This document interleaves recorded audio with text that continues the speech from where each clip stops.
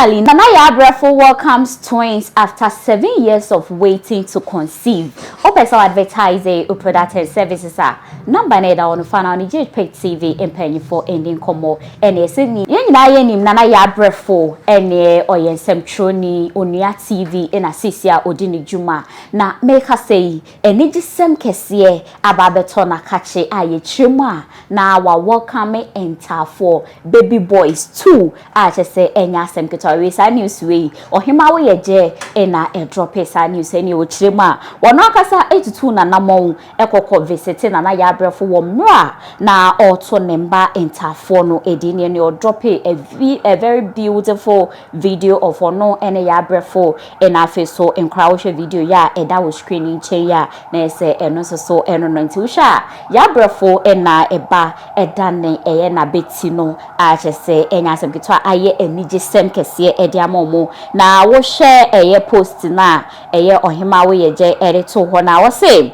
I visited Yaa Brefo for her twins boys naming ceremony on Saturday. Congratulations enter for mama.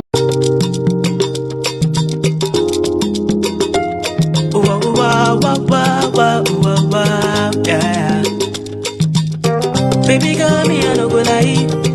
When I see it, then I die. Cause you love me like I love you, touch me like I touch you. I don't think about you every night. You over me, girl, I no go lie. Cause you kiss me like a kid. Na say way any news ohima we ye je elebeto ho say Saturday ya etwemu ya ene ne ono akasa tutu na namon ekọ na Yaa Brefo ne manta for na say wa wo kra wo to omu edi wo de enter for mame e de ye attached to it na ebi mu adwen ayomo na because emre bi etwem 5 years ago na Yaa Brefo egwanti interview with Captain Smarter na o twemu say wa lost eye ni womb empono emma ye ni surgery no ne okoso kwakowo na emma ye ni surgery say ya pam ni womb no e dia fra ntenya de say obenya womb biem e dia wo sa interview no amagana fo nyina adwena ye omo na kakra bi mu say na ye Yaa Brefo ne ka sa say we te ba ne say e na sa woni akro no wasanso awe yebeko akwakoshe na so ansa na mamfa 3p garlic mixture emfa embomo tena ho enchen enyare enda hwansa immune booster ebe boost wo immune system no ene say stroke na chill we your bow confiture wote yawo ewo wayase afabina no bema ojonso wote yawo ewo beme manu numbi na wo ho ebeto we na best na da wo no opening bulk ata na wa 3p garlic mixture but so open normal ones one ni bi ato dia ene yebu ewo pharmacy shop subenye bi ato insem say and Yaa Brefo 5 years ago okaye efa ni womb ehu. I've been crying since because I have a similar situation. Hey, one kasa. Yeah. As I said here, like it's quite emotional for me when I'm talking about it. I don't really talk about it because I say me no yaipe. Me can't say I'm chese me yoba. It said the dear dance here chese me yoba ni awodi a oba benye be. I don't have one. You don't what? I had one for 13 years. You don't have what? Because of the same negligence I come at. You don't have what? I don't have a womb. Because same hospital. I don't have one. Oh, my sister is crying. So I don't talk about it. Like very difficult. Now you only have to tell the person so. And I almost died. Jerry Y knows the story. I almost died. Do baby, let me mommy had to tell me say, yeah, Shekufi. Because from here to this place, now a semi-call hospital, now it costs some cry. It would take me about 30 to an hour before I can sit in a taxi. Because of the surgery. Just because of our issues here, a woman has to give birth. And through that process of giving birth, you will lose your life. And I lost that baby because of this same negligence. I stayed in the hospital because and then I had to be taken care of. I didn't want my child to be taken to Kolebu. Into doctor said, "Na me show." In so pie, so I say at least what you should do as a nurse is to monitor the person during that period because one person was accept to say obeshe nipa no unye operations here. So every morning the least you could do is to check whether the water is the same because I'm not a medical expert. If there's a change, me I won't see with my naked eye until that water turned green, deep green, deep green. That I told one that as an insurance immediately the nurse school PB na ko check it. When they scooped it, nurse they scooped it and he couldn't even go and check in the hospital. Immediately she scooped, she called the doctor. There should be a surgery right now. And a surgery that they do in the morning, I had mine in the afternoon. And it took about 1.5 or 2 hours. Almost died on the theater table. Just because of such negligence. And my womb had to be taken that day. Otherwise, I would have died, according to the doctor. And the explanation he gave was, the first doctor who did your surgery, or pam womb na, your operation, no, pam womb na faso. It's nan tokro did them. Hey!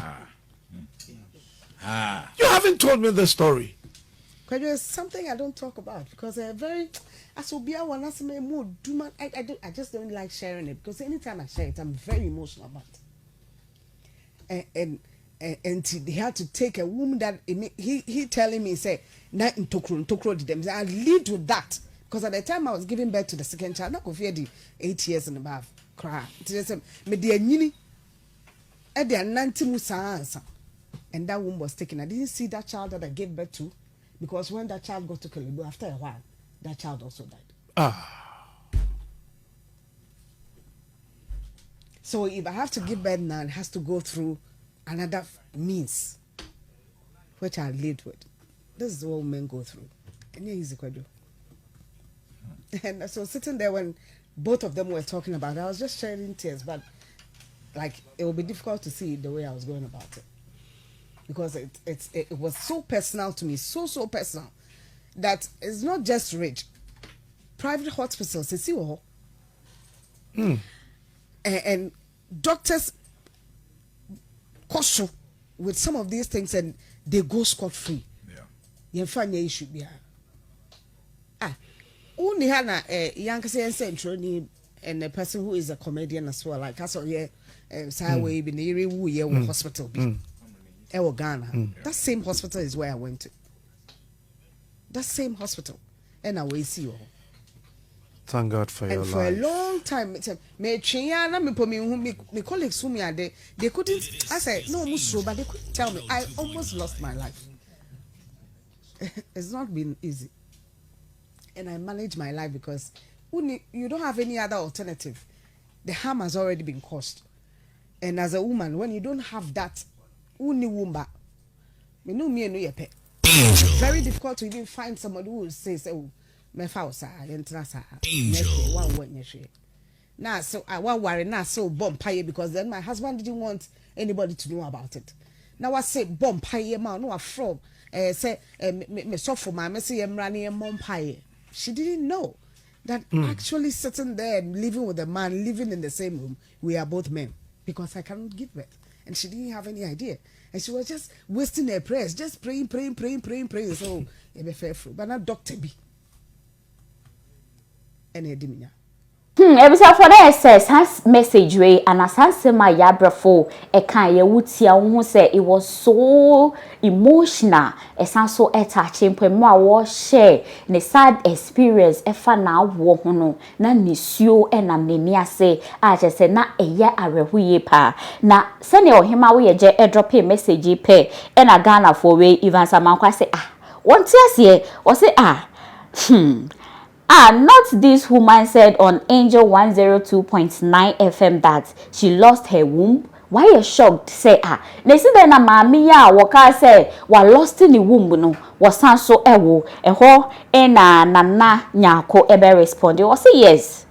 God is wonderful. He does things in a miraculous way. Na se wono so dia wo chechero chema nyankopon wo ye niema ewo insentreni ekwan so eno amu na eye Maxwell na Jesse so then respond edema Evans Amankwa say won ti ase na we are in 2025. Everything is possible with technology. ono so dia ono so ede baaye eno sa na Solomon so say yes she said it ba Nyankopon so de woye ne niema sene woye no kaso obeya na ese obeye se nyame fa ne boa na onto ne ntem na wo hwema congratulations message ne de endorse do we say wow congratulations no de ede attach to it ama ade power say I tap into her blessings in manta for de enye easy se wo betwe Nyankopon anim for 7 years na nyame bedom wo ama wo in manta for to de tap into her blessing onyaya na ka twede apo Nyankopon so etimi adom no amono so enyane ba ede ato ne nice how so Martina was say God isn't done with you yet la we bless God Nyankopon ne Yaa Brefo wie ye kra afei no oba beye ne kese afei no oba beye ne akakraka ede aman Victoria was say wow congratulations we say wow congratulations I'm so happy for her now 2 days ago send your him away jeka say oko emra na Yaa Brefo eto ne ba edino enemia me call Yaa Brefo a page na we share 2 days ago video I drop it and omunyina share all white na ne and also video na danche na ne obe hu dey go bow down my head omu hu say ye ba papa ha bembom na ye sare sa enyom no eno de ato hwa na ye beye bio na se wo gine ni ahu se we ababeye enigisem kese ede abren na we de be koso a ede ye ni ede chomnum se GhPage TV de mode ya na mode asasem bape o see follow na ne ye back to back ede ebremti update bia se Yaa Brefo na kasa ba be kasa twetwe mu se na ebi mu keka se ana se o kasa wa lost in the womb tie ba ne say no ti menyem ye ade o IVF ana so wo ye de no no akasa e de emu twetwemu ni nyina de base kima ye de ni nyina e de bebremu e wo GhPage TV so na menfa father over Herbal Center enfa embom ye de ndubra ene hahama ena ye de ye adwuma enam se father over Herbal Center wo bo adwuma nti wo hwe wo screen su ya abrofo ifra botre eba Ghana ha say eba na kache ekwo share say indeed odindubra ene hahama ene odisanyare ene wo hwa wotetin hahaban ni bi ede training ti se eni yare ene da also dia ene twemike na call father over Herbal Center eno stroke ena achewa na hepatitis B diabetes ana nyina father over Herbal Center obetenete ye branches ahodo bebre na te ukọ brekum Accra Takwadwa boso ena Takwade a wo benya bi ato sanso na kuma senso ye wo Asafo Las Palmas near VIP station wo hu numbers na da hon fa na on father over Herbal Center for Indian Komo yare bia how bia fa nyina ebedaye